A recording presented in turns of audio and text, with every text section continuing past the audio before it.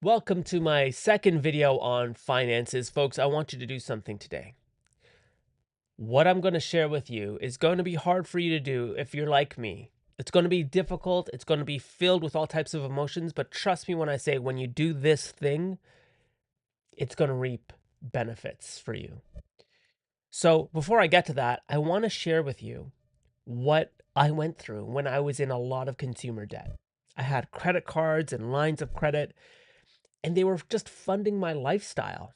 They weren't buying anything extravagant. I wasn't going on five-star vacations. I wasn't, climbing pyramids and traveling the world. I was just racking up hundreds of dollars in consumer debt behind stuff off Amazon or clothing that I didn't really need or, lunches and coffees that I didn't need. There were all these like leakages with my finances, and they were manifesting in monthly balances that were hundreds, if not thousands of dollars. And I justified it, as I said in my previous video, by saying, well, there's going to be some stroke of luck. I'm going to get a big tax return. I'm going to, I don't know, my parents are going to give me a lot of money. Like, I'm going to pay this back by this date. So don't worry, Chris. Just enjoy your life. Don't worry about what it is that you spent your money on. Just know there's this moment sometime this year where you're going to have thousands of dollars, and then you'll pay this back and you'll look back wondering, why was I worried to begin with? This was my thinking. Honestly, this was my thinking. This was how I rationalized more and more consumer spending.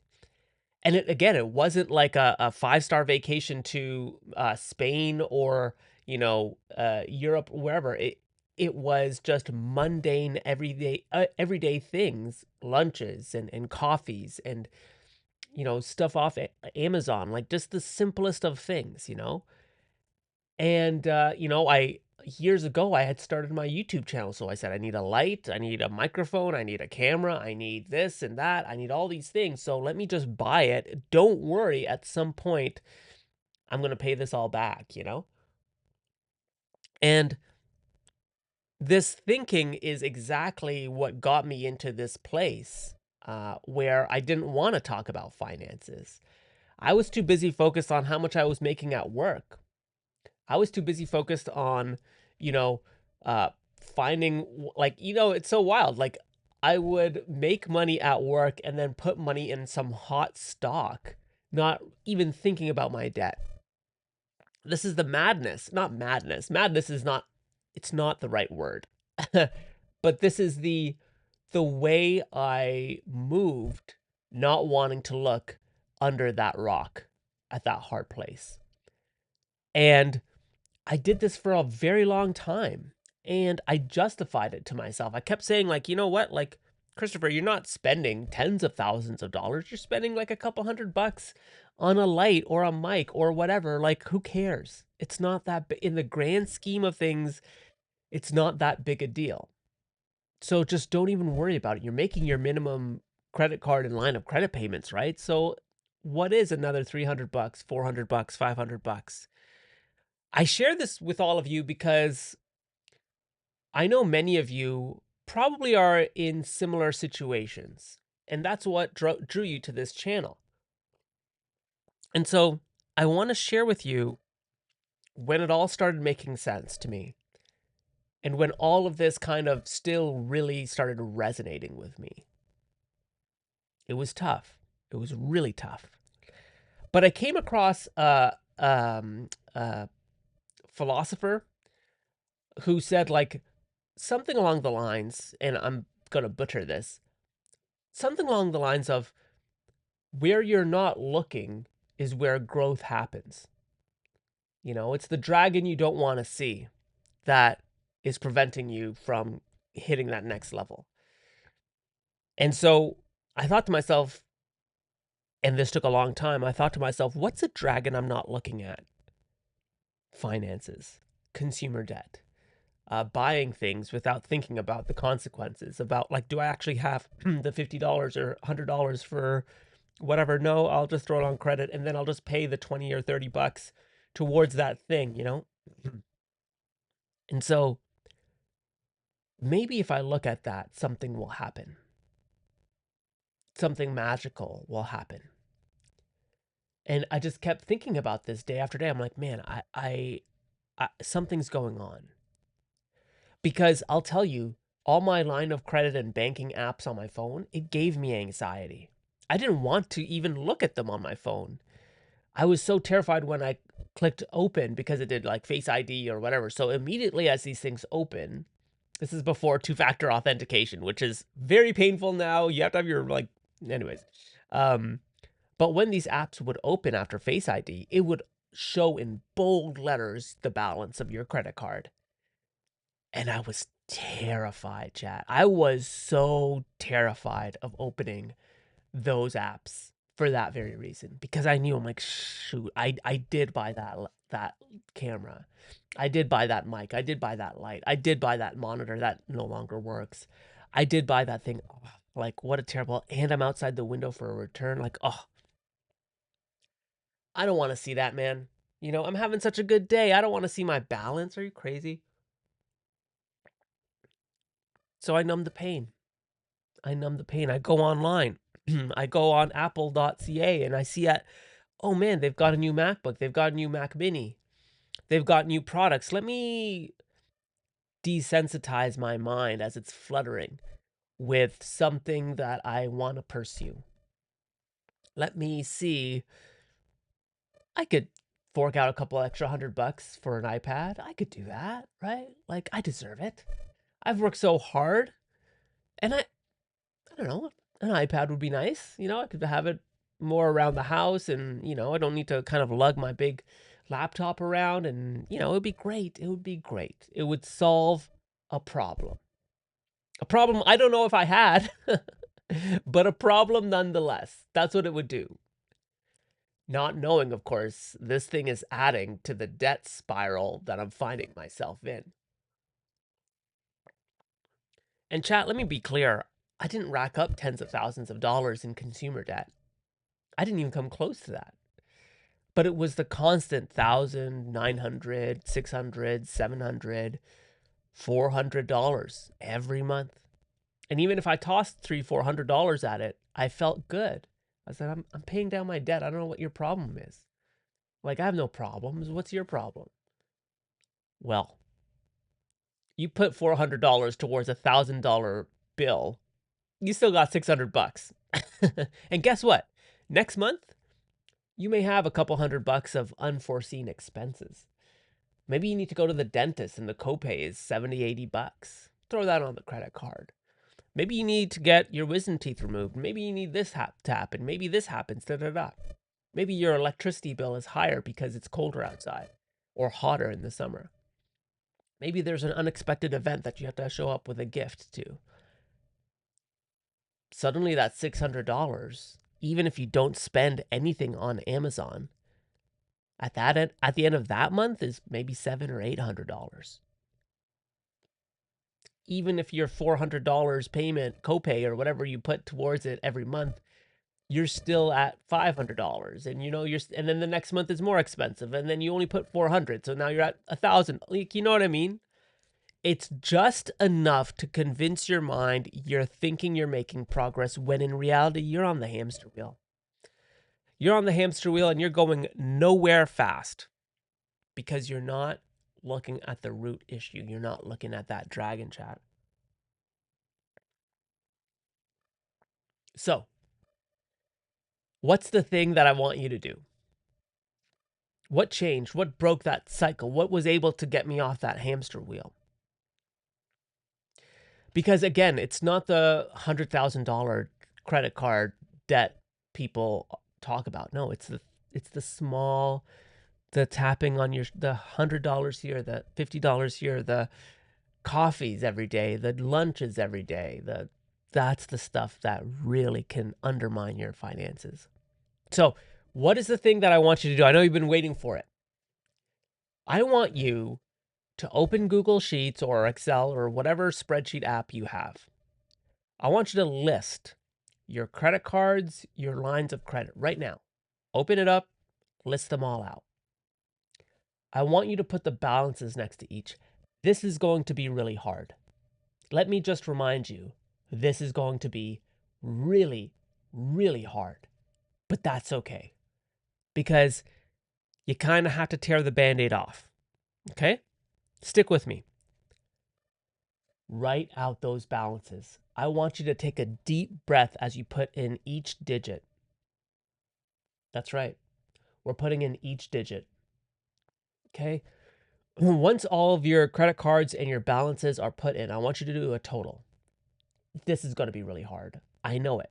I know it. I've been there. So I get it. So put in the total. I want you to look at that number. I want you to feel all the emotions that come with that. Right? Because I was there, man. I'm with you. I'm with you. If this camera was somehow a way for me to reach out and touch, I would reach out, put my hand, and say, listen, man, hold my hand. I'm with you. I am with you. This is tough. And nobody talks about this in finance. Nobody talks about this in financial discipline. They don't talk about this exact moment. Okay, so listen to me. Put out those totals, number by number. I'm with you. Slow down this video. Pause it if you need to. Excuse me. Got like a frog in my throat or something. Pause this video, put in those numbers, come back to it when you're ready. Now I want you to put the date. Whatever date you're watching this video, for me it's March 13th, 2026. Put that date on, or any date, whatever date it is for you. This is the number. This is the number that we now mark now to say, from now on, this does not rule me. I rule it. That's right. You rule it. And so and I'm not a motivational speaker. I'm not a financial guru. This is not financial advice. Truly, this is emotional clarity. This is me reaching out to you as a human being on this journey of life where no one coached us on finances and the emotions behind it. So once you've written down your debt balance, your consumer debt balance, I'm not talking about your mortgage. I'm not talking about, good debt, as some say. We're putting the mortgage to a side. If you have a mortgage, that's great. We'll put that to a side. Maybe there's a separate video I'll talk about tackling that.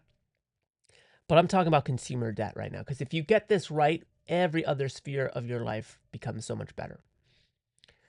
So once you have those balances down, I want you to say, it's an affirmation, I know, but it's, this no longer rules me, I rule it.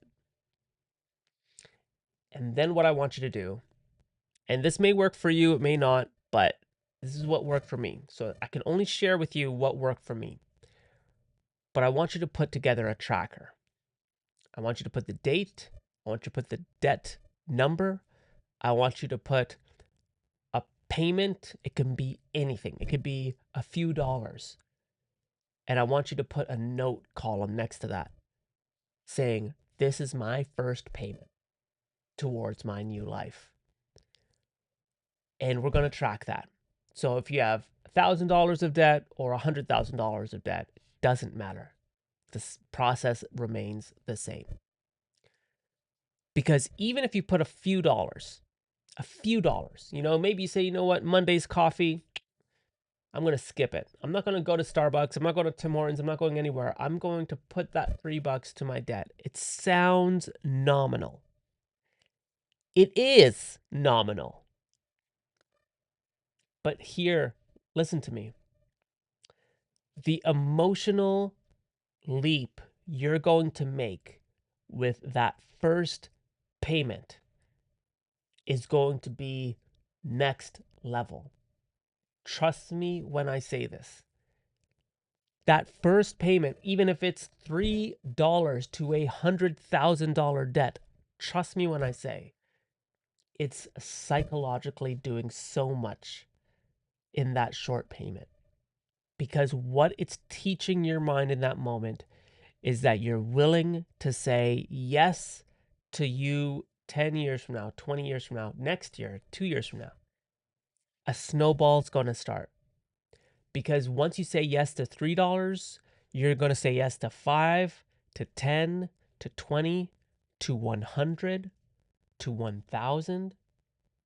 And you're going to start saying, hey, man, I cut out my coffees, I cut out my lunches, and I'm putting $400 extra to my debt on top of my already like minimum payment. I've cut out coffees and lunches. I make them at home now. I don't need to go on that trip. I don't need to do this. I don't need to do that. Suddenly, at the end of the year, I would have put tens of thousands of dollars to my consumer debt. This is impossible. I would have never thought this would happen. And trust me when I say it is very possible. Now, you might be thinking to yourself, okay, Christopher, I did everything. You tell me to do these trackers. Like, what? I don't understand. Here's the part I want you to slow down, and I want you to repeat this section of the video over and over and over so that you get it, because this took me so long. I can't explain to you the impact to your emotional and psychological health when your debt is lowered over a consistent amount of time. I can't explain that to you. It's euphoria, it's joy, it's happiness, it's security, it's safety, it's all of the things that you want out of life, that you're dying for in life. It comes when you're able to say, you know what, I can delay gratitude here, or delay satisfaction here. Because if I do that here, then I can do that again and again and again and again. And it's no longer a chore for me. It's no longer something that, I need to work at. I get a little bump out on my pay. Great, it goes right to my debt because I can already live off less. I get a little extra from, a side hustle or my parents or grandma or whomever. I can throw that to my debt because I'm already living off less. I make my own coffees. I make my own lunches. I don't need that junk from Amazon. I can use my iPhone for shooting videos. I can do with what I have, and I can train my mind to stop needing that dopamine hit. I can do that. That first $3 unlocks that. That's why this is so important. So, homework for today. And I hate to say homework because it sounds like something you have to do. But I want you to write out your balances. I want you to put out the date. I want you to put that in a Google Sheet. Share it below if you feel so inclined, if this is kind of your, helpful guide to help you get better. Maybe sharing it publicly might be something you may want to do. I don't suggest that for everyone, but if that's something that'll help you, leave that in the comments as well. And start saying to yourself this mantra of like, today is the day I rule this, not it ruling me. So you won't have that pit and lump in your esophagus, in your stomach, of opening the apps, your finance apps. You'll feel good. And trust me, you will feel good. Because in my next video, I'm going to walk us through how we start looking at all of the small things and start building a system for our finances. So I hope this visualization has helped. Let me know if it did. I'm with you. This is going to be great. I can't wait for this next version of you because the past version has taught the next version so much. Anyways, I hope you enjoyed this video. Links are below, I think. If you haven't checked out my main page, check that out. I'll leave that link in the description too. And I'll definitely catch you in the next one. Thanks again, everyone. Take care.